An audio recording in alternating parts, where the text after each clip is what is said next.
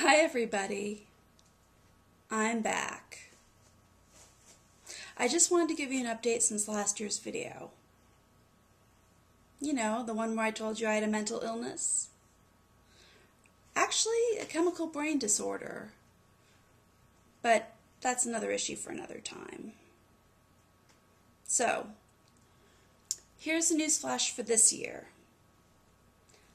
I still have a mental illness. What a surprise, right? Anyway, just to recap, I was diagnosed with schizophrenia in 1993 when I was 17. Over a period of 15 years or so, my symptoms gradually improved to the point that 3 or 4 years ago my diagnosis was changed to schizoaffective unipolar type. I still have many of the same symptoms that I had when I was 17, but they're under much better control now. And it was about 3 years ago that I got involved with NAMI, the National Alliance on Mental Illness. Ever since then, NAMI has played a key role in my recovery, which I hope will be a lifelong process. And as a volunteer, NAMI gave me the opportunity to do things that I like to do, and I discovered that I'm even good at doing. But of all the things I do, the most important is to help raise money for the NAMI walk. I say that is the most important because the money raised from this annual October event pays for all the vital programs that are provided free to the families and loved ones that suffer as a result of mental illness. NAMI can't do its job without its money raised from the walk. NAMI has changed my life in so many ways, but the biggest change came almost immediately.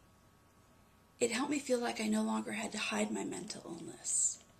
So I started telling people, just a few at first, but this had a really profound effect on me, and it lifted a huge burden from me. Up to then, the only people that knew about my diagnosis were my parents and my sisters. For over about 15 years, no one else knew. I'm sure a lot of people thought there must be something wrong with me.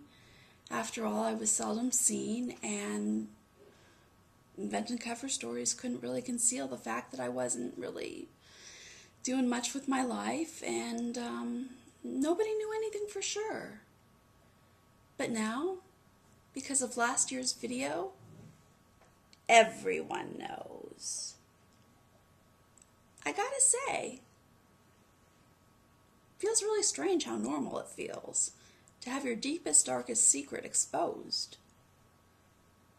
Especially considering all the years of horrendous stress and anxiety that I went trying to conceal it.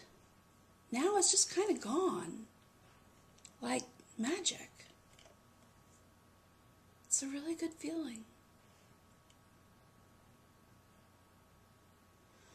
But I also get the feeling that some people think that, okay, I used to be crazy and now I'm not, so I can get back to being normal to reclaim the life that I was supposed to have. I don't want to burst anybody's bubble, but it doesn't really work that way. At least, not for me. But getting back to this normal thing, I grew up always thinking that life was supposed to be a certain way, and this diagnosis came along and basically messed everything up. I think I brought into this who I was supposed to be thing from a really young age. It was a mix of my dreams and what was expected of me, and it was going to give me my future life of family and career and friends, etc. But that's not what happened. I never kept up with any of my high school friends. I always felt like I was left in their dust. I imagine they all went on to be who they were supposed to be, and compared to me, they were probably great successes. But I look at things a lot differently now. It isn't that who I was supposed to be isn't important to me anymore. It's just that it no longer applies. I'm no longer that 17-year-old girl that just accepted what normal was. I'm now 36, and I know that even though my symptoms are quieter now, for which I'm eternally grateful for, I'll probably always hear voices, probably always be paranoid, and have hallucinations. Although out of the 3, the symptom is almost gone.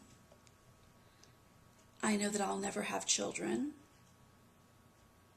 and I'll never be the actress I wanted to be. Can you believe that I used to be able to memorize pages of dialogue for high school plays? My memory is definitely a casualty of this disease, which is why I'm referring to my notes now. I know this must seem pretty bleak to some people, but it does have an upside too. The good news is that I no longer dread seeing family and friends. I no longer feel forced to lie about my so-called normal life, nor do I have to give lame excuses as to why my life isn't the way it's supposed to be.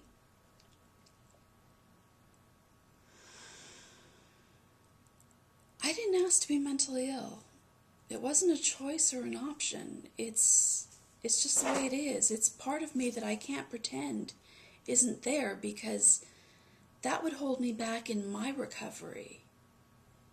The good news is that because I don't have this burden of pretending, I can now focus on creating the new normal, and that in turn allows me to define the person I want to be based on the hand that I was dealt. NAMI has many programs that have not only helped me, but are vital in providing self-help to the families, as well as their diagnosed loved ones.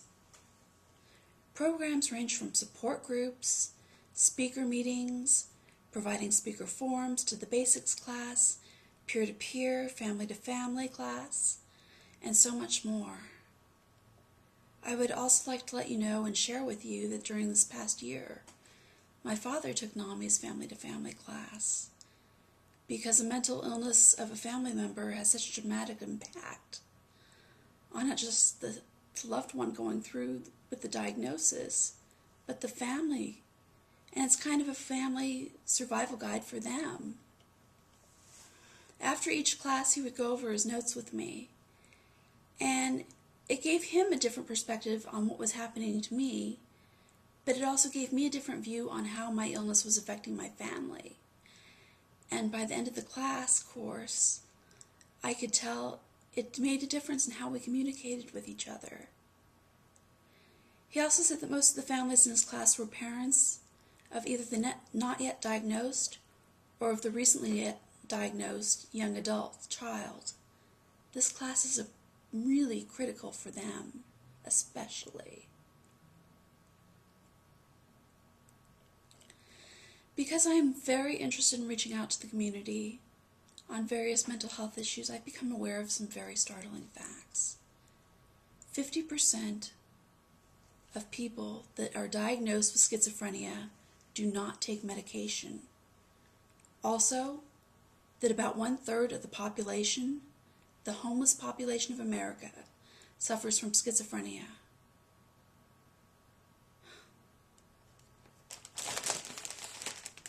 These are the pills I take.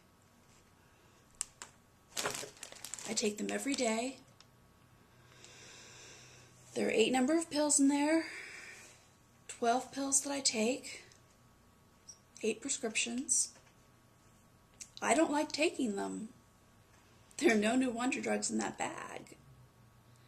It's been a constant process of adjusting my meds over the last 19 years. A little more of this one, a little less of that. One pill helps with one symptom, but I find I need another to balance out the side effects of another one. The first couple of years were the worst for me, not only because I was locked in my own world of voices and paranoia and hallucinations, but also because I had a lot of side effects from the medications. Some numbed my senses, some either made me drool in buckets, or some made me dry as a desert. Some caused involuntary movements.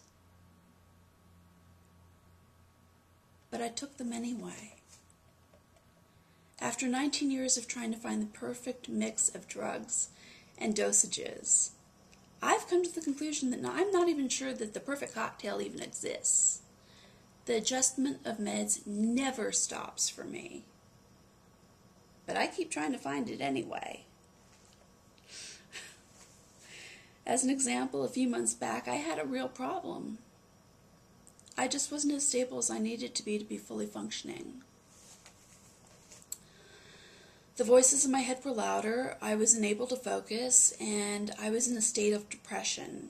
But by working with my doctor and my therapist, I was able to get back on track. So, for now, so far so good. These pills don't put me where I am today alone. But without them, I'd still be locked in a fantasy world, living the life that I was supposed to have.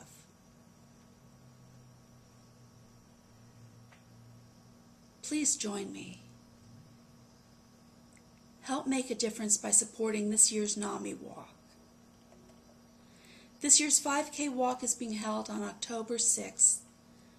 Please make a donation by going to the website seen below on your screen, or by sending a check to the address below. Thank you.